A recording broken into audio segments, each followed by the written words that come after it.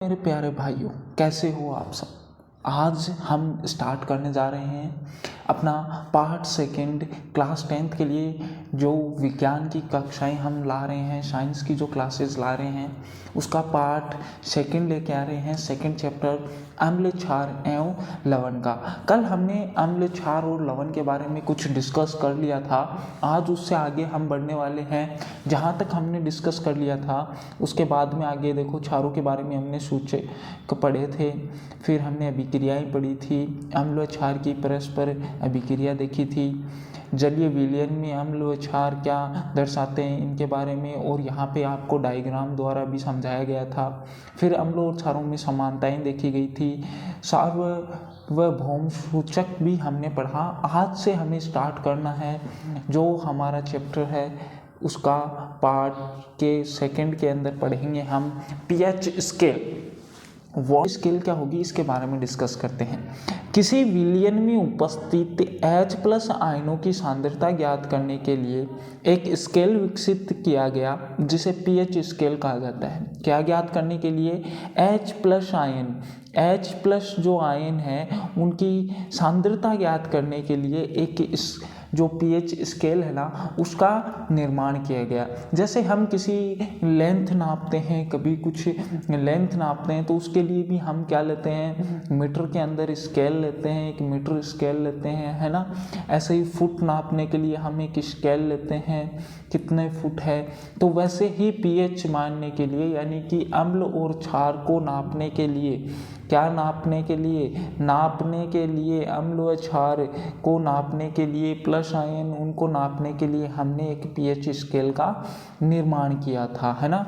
तो चलिए स्टार्ट करते हैं आगे से कि पीएच में पी का क्या अर्थ है, देखना ध्यान से। पुषांश जो एक जर्मन शब्द है जिसका अर्थ होता है शक्ति अगर होता है। पीएच में जो पी है उसको हम जर्मनी भाषा से लेके आए हैं, पुषांश, तो जिसका अर्थ होता है शक्ति अगर। फिर देखना आगे हम देखते हैं pH7 मतलब कि अगर कोई लवण है, उसकी अगर pH7 है तो वो कैसा लवण होगा, कैसा विलयन होगा, कैसा सॉल्यूशन होगा, तो वो एक उदासीन सॉल्यूशन होगा, एक उदासीन विलयन होगा।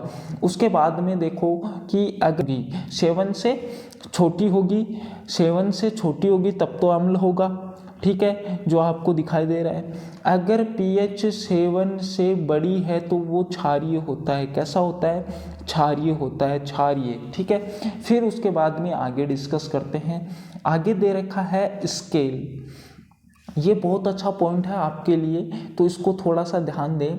यह स्केल 0 से 14 तक पीएच ज्ञात करने के लिए प्रयोग में ली जाती है। कहाँ से? 0 से स्टार्ट करेंगे और कहाँ तक? 14 तक जो पीएच मान ज्ञात करने के लिए इस्तेमाल किया जाता है वो क्या है? हमारा पीएच स्केल है, ठीक है। फिर उसके बाद में आपके लिए जो दे रखा है कि यहाँ पे दुर्बल अम्ल, यहाँ पे प्रबल अम्ल दे रखे हैं, आपको दिखाई दे रहे होंगे। तो हमने बताया कि अगर कोई दुर्बल अम्ल है ना, और उसके दुर्बल अम्लों में जैसे जैसे देखो कि जो अम्ल हैं, जैसे जैसे प्लस आयन की मात्रा बढ़ती जाएगी, प्लस आयन बढ़ते जाएंगे, तो हमारे पास प्रबल अम्ल मिलना स्टार्ट हो जाएंगे। जैसे जैसे दुर्बल अम्लों से पीएच मान की मात्रा में वृद्धि होगी, वैसे वैसे हमें प्रबल अम्ल मिलना स्टार्ट हो जाएगा। फिर उसके बाद में देखो दुर्बल क्षार और प्रबल क्षार क्या होते हैं। अगर दुर्बल क्षार है तो देखो दुर्बल क्षार क्या है? NH4OH है। फिर जैसे जैसे हमें प्रबल क्षार चाहिए तो हम क्या करेंगे? OH आयनों की मात्रा में वृद्धि कर देंगे। क्या कर देंगे? OH आयनों में हम वृद्धि कर देंगे तो हमें क्या मिलने लग जाएंगे? प्रबल क्षार, जैसे NaOH है, KOH है, ये हमें मिलने लग जाएंगे। फिर उसके बाद में देखो कि यहाँ पे दे रखा है आपके लिए, मैंने पूरा जहाँ तक हो सकता है वैसे अच्छे से समझाने का प्रयास किया है आप सभी को, तो थोड़ा सा ध्यान दें। बढ़ती हुई अम्लीय प्रकृति किधर? इधर 7 से अगर हम 0 की तरफ जाएंगे तो क्या होगा? अम्ल की प्रवृत्ति बढ़ती जाएगी। और अगर हम 7 से क्या करेंगे, इधर 14 की तरफ बढ़ते जाएंगे तो क्या होगा, क्षारीय प्रकृति में वृद्धि होगी, यानी क्षारीय प्रबलता बढ़ेगी। और उदासीन क्या होता है, 7 क्या है, 7 क्या है, यहाँ पे पता हो तो मैं बता देता हूँ। जो 7 होता है वही उदासीन होता है, ठीक है। तो उदासीन ये होगा। और ये हमने ऊपर पढ़ा था कि प्लस आयन की सांद्रता में वृद्धि होगी तो क्या बनेंगे, प्रबल अम्ल। क्या बनेंगे, प्रबल अम्ल बनेंगे। और अगर जो उदासीन है उस 7 से अगर प्लस आयन की सांद्रता में कमी आने लग जाएगी तो वो प्रबल क्षार बनने लग जाएंगे, प्रबल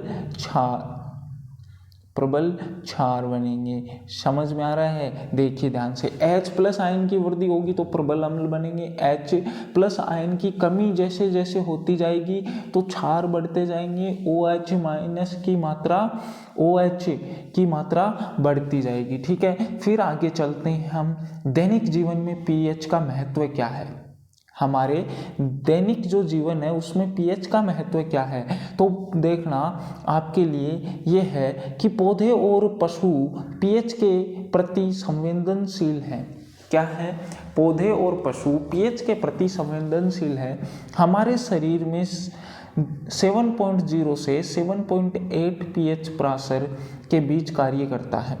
वर्षा के जल में pH का मान 5.6 से कम हो जाता है तथा वह अम्लीय वर्षा कहलाती है। तो ये क्वेश्चन बहुत बार पूछा जाता है। क्या क्वेश्चन पूछा जाता है कि अम्लीय वर्षा किसे कहते हैं, अम्लीय वर्षा क्या किसे कहते हैं, तो आप उत्तर बताओगे, आंसर दोगे कि जब वर्षा के जल में, जो वर्षा का जल होता है उसके अंदर 5.6 से कम होने लग जाए, pH का मान कम होने का मतलब क्या है कि वो अम्ल की ओर अग्रसर हो रहा है, अम्ल की ओर अग्रसर हो रहा है तो वो क्या होगा, अम्लीय वर्षा होगी, ठीक है। फिर आगे चलते हैं हम, मिट्टी का pH। क्या बोला हमने, मिट्टी का pH। तो अच्छे उपज के पौधे और एक विशिष्ट pH पराशर की आवश्यकता होती है। यदि किसी स्थान की मिट्टी का pH कम या अधिक हो तो किसान उसे आवश्यकता अनुसार अम्लीय व क्षारीय पदार्थ मिलाते हैं। अगर मिट्टी के अंदर क्या होनी चाहिए, pH का जो मान है ना वो अच्छे से होना चाहिए, कम या अधिक हो तो किसान क्या करता है, उसको अगर अम्लीय ज़्यादा है तो उसमें क्षार मिलाएगा, अगर अम्लीय ज़्यादा होगा तो उसमें क्षारीय पदार्थ मिलाएगा ताकि वो क्या हो, न्यूट्रल हो, थोड़ा कम हो। अगर वो क्षारीय अधिक है, अगर वो क्षारीय अधिक है तो उसमें अम्ल मिलाया जाएगा, अम्ल मिलाएगा तो वो क्या होगा, थोड़ा क्षारीयपन कम होगा। तो उसके बाद में जैसे ही मिट्टी के अंदर प्रचुर मात्रा में क्षारीय अम्ल की जो उपस्थिति है वो अच्छे से हो जाती है तो जो हमारी पौधों की ग्रोथ है वो अच्छे से होने लग जाती है। फिर हमारे शरीर के अंदर भी आता है, देखो भाई, pH। हमारे पाचन तंत्र का pH क्या होगा, हमारा उदर जो होता है, स्टोमच जो होता है उसमें हाइड्रोक्लोरिक अम्ल पाया जाता है, HCl, यानी आमाशय के अंदर उत्पन्न करता है, जो भोजन के पाचन में सहायक होता है। जो भोजन के पाचन में सहायक कैसे होता है, जब भी हम भोजन खाएंगे तो HCl हाइड्रोक्लोरिक अम्ल उसको टुकड़ों में तोड़ने का काम करता है। अपचय की स्थिति में उदर अधिक मात्रा में अम्ल उत्पन्न करता है जिसके कारण उदर में दर्द व जलन का अनुभव होता है, ठीक है। जब अगर हमारे शरीर में अम्ल की मात्रा, HCl की मात्रा अधिक हो जाती है तो खट्टी डकारें आने लग जाती है, एसिडिटी हो जाती है, ये सब चीज़ें इसके ध्यान में रखनी है। इस दर्द से मुक्त होने के लिए एंटी एसिड जैसे क्षारकों का उपयोग किया जाता है। अगर आपसे, देखो ये क्वेश्चन बहुत इंपॉर्टेंट है जो आपसे पूछा जाएगा आगे, मैं थोड़ा सा आपको दिखा देता हूँ कि क्या क्वेश्चन होने वाला है। क्वेश्चन ये होगा कि मिल्क ऑफ मैग्नीशियम का प्रयोग क्यों किया जाता है, मिल्क ऑफ मैग्नीशियम का प्रयोग क्यों किया जाता है, तो हम ये आंसर उसके लिए रखेंगे कि हमारे उदर के अंदर, हमारे स्टोमच, हमारे आमाशय के अंदर जब HCl की मात्रा अधिक हो जाती है तो हम क्या करते हैं कि हमें खट्टी डकारें आने लग जाती है, जलन होने लग जाती है और दर्द होने लग जाता है। तो उसको कम करने के लिए, अम्लीय को कम करने के लिए हम क्षारीय विलयन को पीते हैं। ठीक है, जैसे कि हम इनो वगैरह लेते हैं, उसमें क्या होता है, मिल्क ऑफ मैग्नीशियम होता है, मिल्क ऑफ मैग्नीशिया होता है। ठीक है, ठीक है। उसके बाद में अलग देखिए, नेक्स्ट देखिए, पीएच परिवर्तन के कारण दंत क्षय, कि अगर पीएच का परिवर्तन हो जाएगा तो हमारे दांत जो है, दंत जो है, उनमें भी क्षय होने लग जाएगा, यानी क्षति होने लग जाएगी।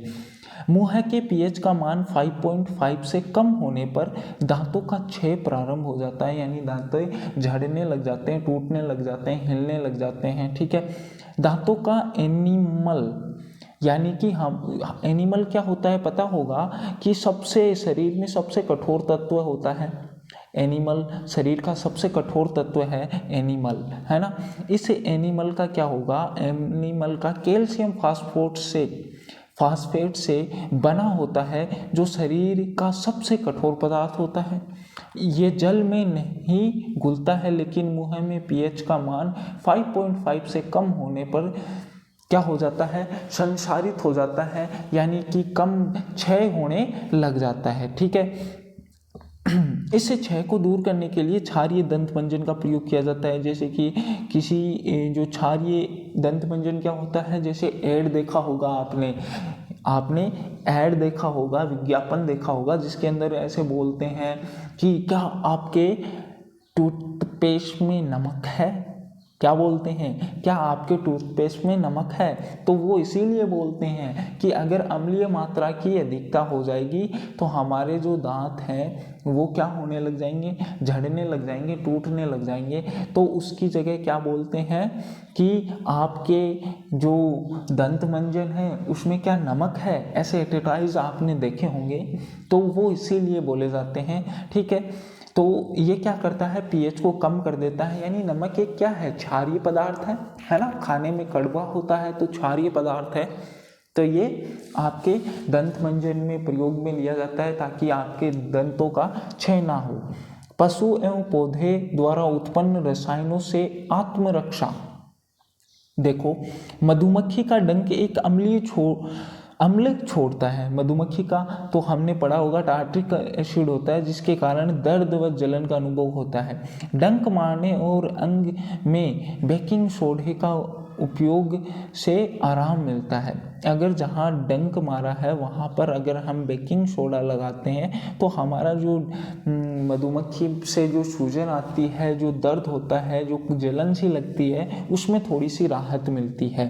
फिर उसके बाद में देखना, नेटल के डंक वाले बाल मेसानाइक अम्ल छोड़कर जाते हैं, जिसके कारण जलन वाले दर्द का अनुभव होता है। इसका इलाज डंक वाले स्थान पर डोक पौधे की पत्ती का रगड़कर किया जाता है। जो डोक पौधे की पत्ती होती है उसको रगड़कर इस नेटक के डंक का इलाज किया जाता है। उसमें क्या होता है उसमें थोड़ा सा क्या होता है, क्षारीय होता है वो, तो उससे क्या होगा, आपके जो जलन हो रही है उसमें राहत मिलेगी।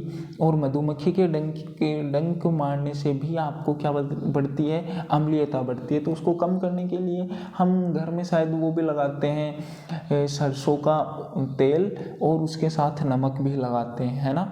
ठीक है, साबुन से भी धोते हैं, क्योंकि साबुन भी एक क्या होती है, क्षारीय होती है। ठीक है, फिर उसके बाद में देखना लवणों का पीएच क्या होगा, तो उसके ऊपर थोड़ा सा डिस्कस कर लेते हैं। अम्ल प्लस क्षार, जैसे कि प्रबल अम्ल है, प्रबल क्षार है, वो मिलाकर क्या बनेंगे, उदासीन लवण बनेंगे, पीएच उसकी 7 हो जाएगी। कल ही हमने पढ़ा था।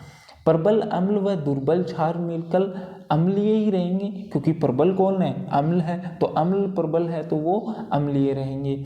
जब प्रबल क्षार और दुर्बल अम्ल मिलते हैं तो प्रबल कौन है, क्षारीय है, तो क्षारीय रहेंगे। और जब देखिए कि प्रबल क्षार और प्रबल अम्ल मिलेगा तो क्या बनेगा, तब भी क्या बनेगा, उदासीन बनेगा। ठीक है, फिर चलिए नेक्स्ट आगे चलते हैं। साधारण नमक के रसायन देखना कौन कौन से हैं। साधारण नमक के सोडियम हाइड्रोक्साइड, विरंजक चूर्ण, बेकिंग सोडा, धोने का सोडा, प्लास्टर ऑफ पेरिस, है ना। ये चीज़ें हैं, तो इनके बारे में बारी बारी से हम पढ़ते हैं कि क्या क्या ये होते हैं, है ना, और इनका उपयोग क्या क्या है, ये सब चीज़ें आपको बताई जाएंगी। और अपना पेशेंस बनाए रखें, अपने दोस्तों को शेयर करें ज़्यादा से ज़्यादा अगर हमारा वीडियो आपको पसंद आ रहा है। तो चलिए स्टार्ट करते हैं बिना समय गवाए हुए। सोडियम क्लोराइड के जलीय विलयन जैसे कि लवण से विद्युत प्रवाहित करने पे यह वियोजित होकर सोडियम हाइड्रोक्साइड उत्पन्न करता है। इस प्रक्रिया को क्लोर क्षार प्रक्रिया कहते हैं। ये बहुत इंपॉर्टेंट चीज़ है कि इसको क्या बोलते हैं, क्लोर क्षार प्रक्रिया, क्लोर क्षार प्रक्रिया। तो इसके बारे में थोड़ा सा डिस्कस कर लेते हैं हम, ठीक है। तो चलिए स्टार्ट करते हैं। जब NaCl जो नमक होता है उसकी क्रिया पानी के साथ करवाई जाती है तो क्या बनता है, NaOH, सोडियम हाइड्रोक्साइड बनता है। फिर उसके अंदर जो क्लोरीन होता है, क्लोरीन गैस ये बाहर निकलती है और हाइड्रोजन गैस बाहर निकलती है, ठीक है। ये सब कुछ दे रखा है कि एनोड पर क्या होता है, क्लोरीन होता है, कैथोड पे क्या होता है, H2 गैस होती है, और कैथोड के पास में जो विलयन रखा जाता है वो क्या होता है, NaOH का विलयन रखा जाता है, ठीक है। उसके बाद में इसका उपयोग क्या होता है, ये देखो कि विद्युत, ये एक चीज़ और आप देखना कि विद्युत प्रवाहित की जाती है। जब इसकी क्रिया करवाते हैं तो विद्युत प्रवाहित करते हैं। कल हमने पढ़ा था विद्युत के बारे में, है ना, विद्युत ये, ठीक है। उसके बाद में इसके उपयोग देख ले। उपयोग देखो, उपयोग क्या क्या है कि H2 ईंधन मार्गीरीन है, क्या है, मार्गरीन है। फिर HCl जल की स्वच्छता है, ठीक है। HCl क्या है, इस्पात की सफाई औषधि है। HCl का इस्पात की सफाई औषधि में प्रयोग किया जाता है। NaOH का धातु की ग्रीज हटाने के लिए, साबुन कागज बनाने के लिए किया जाता है। और Cl2NaOH यानी विरंजक चूर्ण का घरेलू विरंजक, वस्त्र विरंजक के रूप में करते हैं, धावन सोडे के रूप में, वैसे कि जो सर्फ वगैरह होती हैं उनमें हम यूज में लेते हैं। फिर उसके बाद में सेकंड आती है क्या, आपकी विरंजक चूर्ण के साथ क्रिया। विरंजक चूर्ण क्या होता है, शुष्क भुजे हुए चूने को CaOH, ये नाम याद रखना दोनों, शुष्क भुजे हुए चूने CaOH होल ट्वाइस पर क्लोरीन की क्रिया से विरंजक चूर्ण का निर्माण होता है। जब इसकी क्रिया हम जब क्लोरीन से करवाते हैं, देखो क्लोरीन से करवाते हैं तो जो CaO है Cl2 बनता है और H2 जो पानी है वो बाहर निकल जाता है, ठीक है। इसका उपयोग किस किस में करते हैं, देखो वस्त्र उद्योग में सूती लीनने के लिए विरंजक का प्रयोग किया जाता है, यानी रंग बिरंगा बनाने के लिए। कागज़ की फैक्ट्री में लकड़ी के मज्जे के विरंजक के रूप में करते हैं, उसको साफ करने के लिए। रासायनिक उद्योग में एक उपचायक के रूप में करते हैं। पीने वाले जल को जीवाणु से मुक्त करने के लिए रोगनाशक के रूप में इसका प्रयोग करते हैं, ठीक है। फिर उसके बाद में सेकेंड जो थर्ड है अपना वो है बेकिंग सोडा।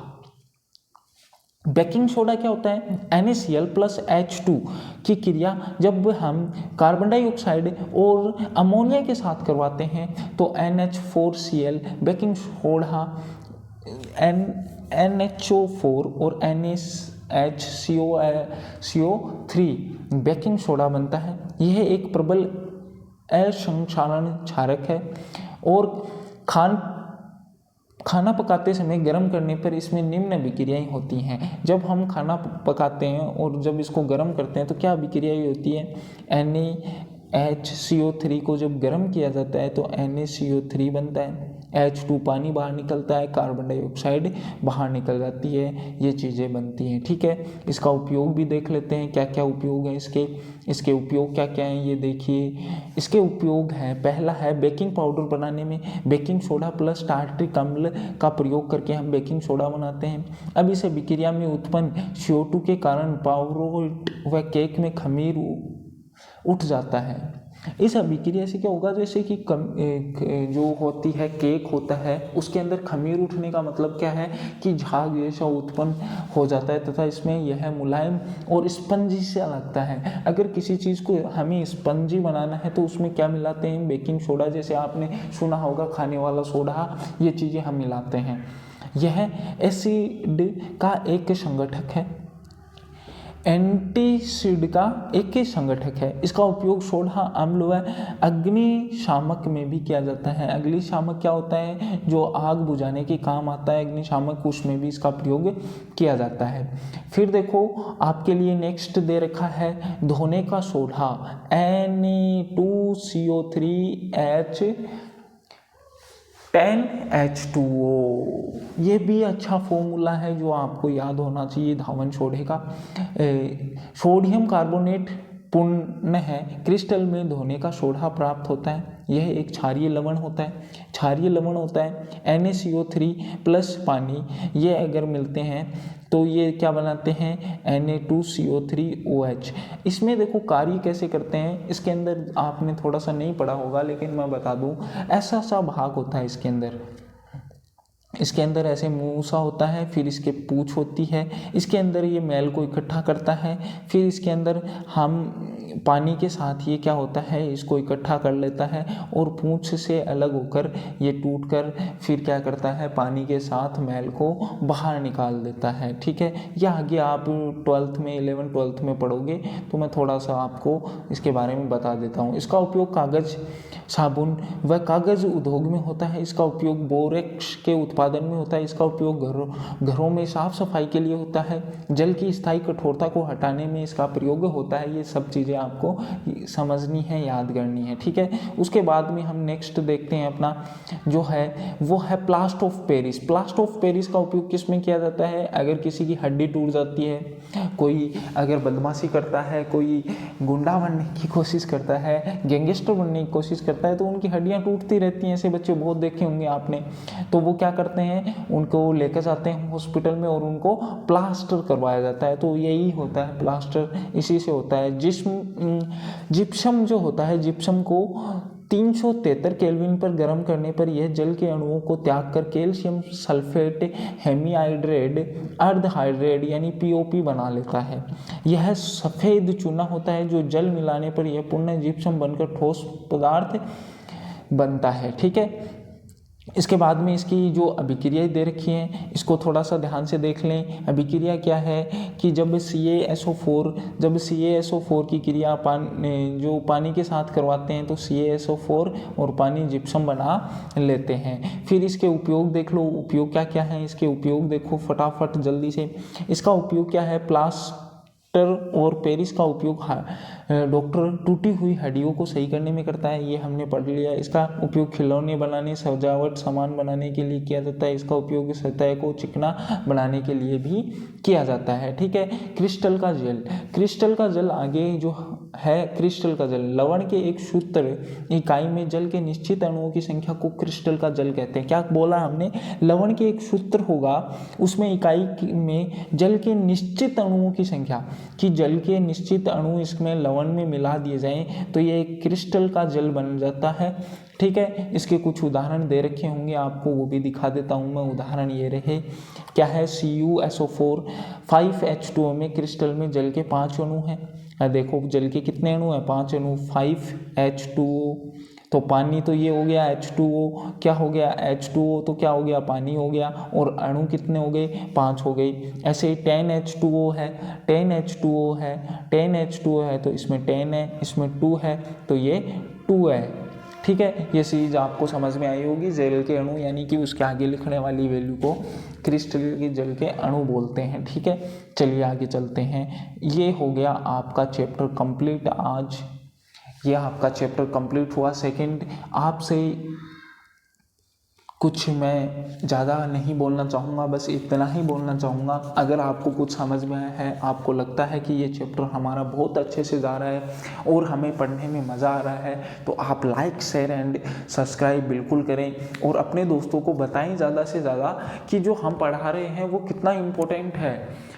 अगर जिस बच्चे को ऐसे डाउट है कि मैं साइंस के अंदर पास नहीं हो सकता, तो वो हमारा सेशन देखें और इन्हें जो हम नोट्स लिखवा रहे हैं इनको लिखकर इनको याद कर लेते हैं तो आपके 90% काम कंप्लीट हो जाता है। फिर आपको आपके जो नंबर हैं, अच्छे मार्क्स हैं, वो लाने से कोई नहीं रोक सकता। और इसके बाद में हम इंग्लिश मीडियम के लिए भी लेके आने वाले हैं। ठीक है, और उसके बाद में उसके साथ साथ हम मैथ की क्लासें भी आपके लिए स्टार्ट कर रहे हैं। हमने कुछ वीडियो गिर रखे हैं तो आप देख सकते हो। अगर आपको अच्छा लगे तो अपने दोस्तों को शेयर करें, लाइक करें और सब्सक्राइब करें और हमें ज़्यादा से ज़्यादा मोटिवेट करें, हमें बताएं कि हम जैसा पढ़ा रहे हैं उसमें आपको कोई डाउट तो नहीं आ रहा है। ठीक है, ये अध्याय 2 आपका कंप्लीट होता है और कल आपको अध्याय 3 का पार्ट मिल जाएगा। ठीक है, थैंक यू एवरीवन।